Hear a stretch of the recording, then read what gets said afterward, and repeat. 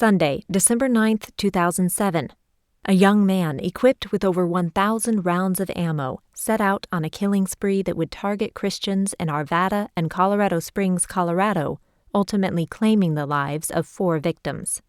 Gain a glimpse into what a security operator's family experiences in the midst of such an attack.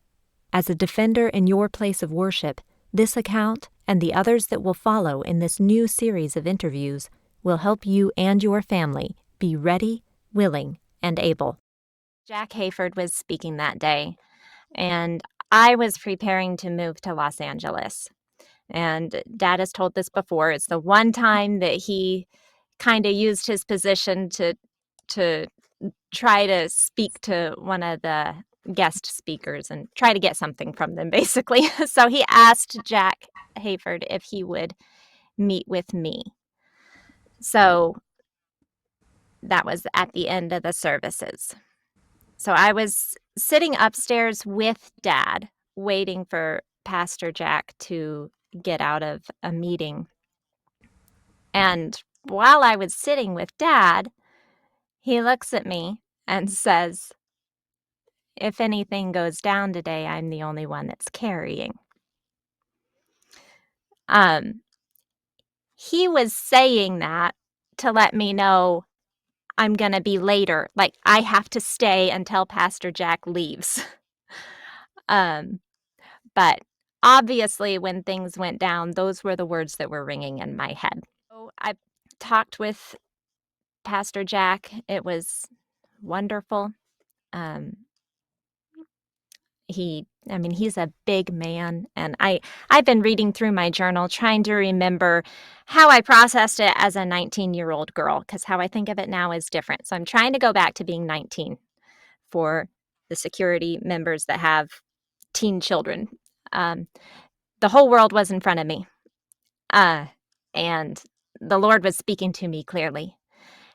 And to have someone like Pastor Jack wrap his arms around me and pray that I would be blessed as I moved to Los Angeles, that just felt groundbreaking.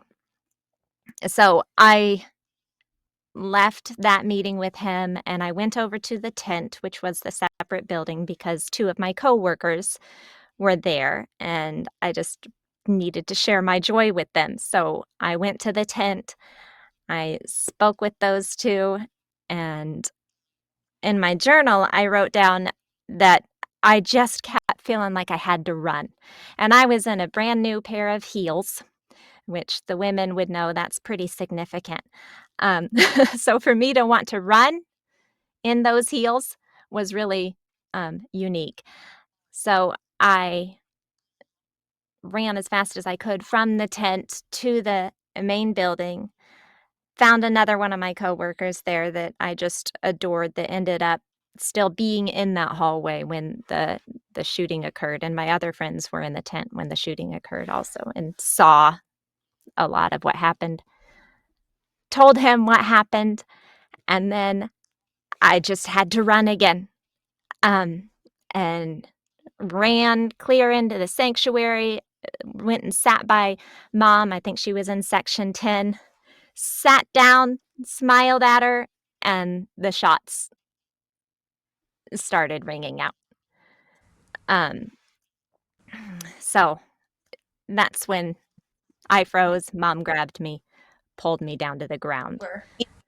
Yeah, I remember, waiting in the sanctuary for Dad because he was on security detail, and Kara because she was, out talking to her friends and getting to meet Jack Hayford. So I was just waiting, and she came bouncing there, just smiling, full of life, and plopped down right kind of next to me, and we were facing each other. Seems like we were holding hands. She was starting to tell me of all the excitement that she just had when we heard the shots. Grabbed her. We went down, and that's when, she put her hands over my head, and I had that cold feeling and just felt like we have got to get out of here. I felt like I could tell where the shots were coming from that hallway. So I was correct. They were coming down the children's hallway. He had shot through the children. He'd killed 2 girls in the parking lot getting into the same minivan, sisters from the same family, and shot the father. And then he turned and shot out the glass doors coming into the children's hallway. So that's what you guys were hearing. Mm-hmm. So once you heard that voice or you said those words that we've got to get out of here, what was your next steps? So we jumped up and, from the sanctuary, there are doors going out, and another hallway, which would have been connected to the hallway that the bullets had come down, but it was kind of around a curve then. So I can remember looking to make sure when we opened those doors before we went out in the hallway that I could see nobody. And then we ran across to the outside doors and ran to the World Prayer Center. And I remember falling when I hit the curb, when I went off the curb, that I fell. And I remember Kara, I think she was yelling at me to come on, don't. I was picking up whatever I dropped, my purse or whatever. But of course I picked it up and we ran there. And this was so vivid in me was the doors were locked. There were some people outside, telling us to come over, but the doors were locked. We couldn't get in. And I was just looking desperately for a place to hide Kara. I'd never had that kind of feeling of desperation that I needed to hide my baby. It was 19, but that's all I wanted. I wanted to find a place to put her, and I was looking at the bushes. And I spotted a place, and about that time, they let us in the doors. Those bushes still didn't look very safe, but desperation, feeling of a mom. I'd never had those feelings where I felt like my child was in that much danger. They talk about concealment and cover. So you couldn't find cover. You were just trying to find concealment at that point. I just wanted to shove her someplace. Help. Needed to stuff her somewhere. Makes me think of when you hear the story of Moses' mom and sister hiding him in the bulrushes. I thought that always looked like a sweet thing to me, but I think they were in desperation. I remember when we were in that World Prayer Center, and there was at one point when they had us all go down to the basement. So there must have been something that they heard that they felt like we needed to get down, which disturbed me greatly because I could only see one way out. I felt like we were sitting ducks. If someone came down those steps, he was gonna kill us all. I didn't like being down in that basement at all. Another thing that was really important to me is, we got over there in the World Prayer Center, and I knew Dad would have been right in the middle of everything. And I had my flip phone at the time that was dead. I didn't have my keys to the car. So, we couldn't go to our car. We had to go to the World Prayer Center. So there's a couple things, like the keys is a good thing to have if your husband is in security. Make sure you have the keys to the car. But I remember there was a guy that I think he worked with Kara.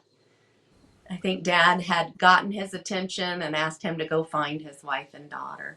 And because he worked with Kara, he knew her.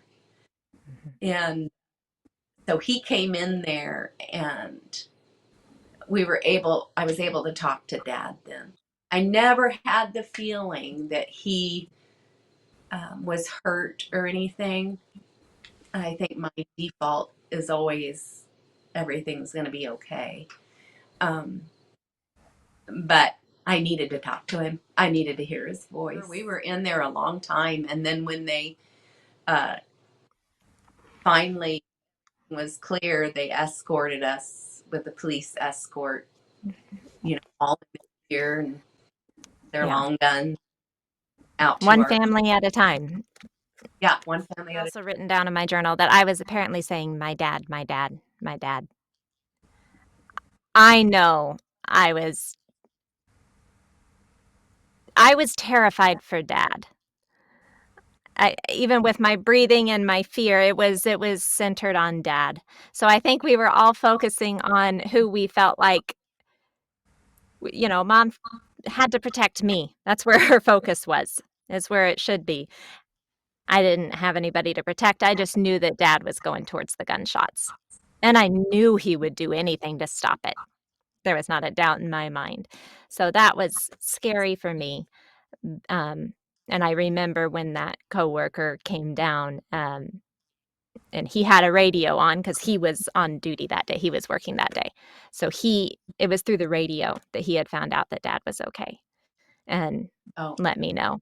And I remember just hanging on to him and crying. And him eventually pulling me off. Everybody was having to tell me that, get a grip, Kara. I continued to go to church. I never stopped going to church. But it was hard once I started having children of my own.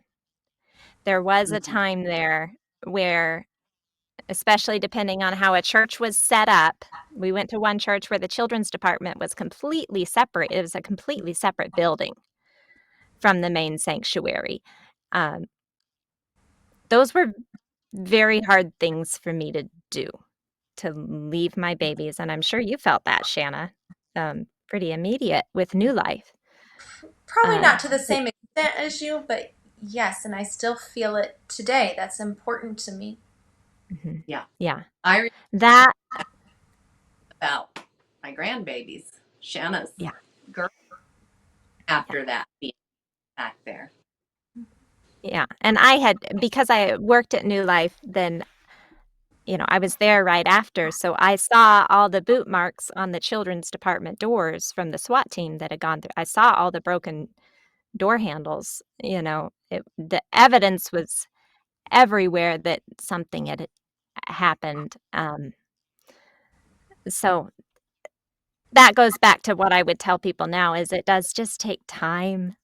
It took a lot of time of standing in sanctuaries that were darker than I wanted them to be and louder than I wanted them to be for years because I couldn't see or hear what was going on around me. But standing there and just bringing it to the Lord again and again and again, and sometimes having to walk out of the sanctuary just to look around. But you just got to keep bringing it back to Him. I hadn't been trained to fight or to protect. But with YWAM, I had been trained to pray. And I fell back on that so hard. You see that in my journaling. And so even if you can't teach your children how to defend like you can to the same degree, but you can teach them to pray. And there is nothing that will heal and sustain you like prayer. And basically what I wrote in there was, New Life, you went through a shipwreck after the Ted Haggard thing. And then when you got on safe land, you've been bit by a snake. But what Paul did, what God did, he shook that snake off. And then he went and prayed over the leader's son, and there was healing. And then everyone who had any ailment on that island came to them for healing. And it's just about how God set them up to be a place of healing. And that is what God is doing with Dad, with the FBSN. that he went through those two. And Dad, you could say that the shipwreck was focused on the family. He went through his difficult things, but it's put him in that place where he can bring healing. I am just so grateful that you did this today, and I pray that it will help others who are supporting their spouse in this, or others that are going to face similar situations.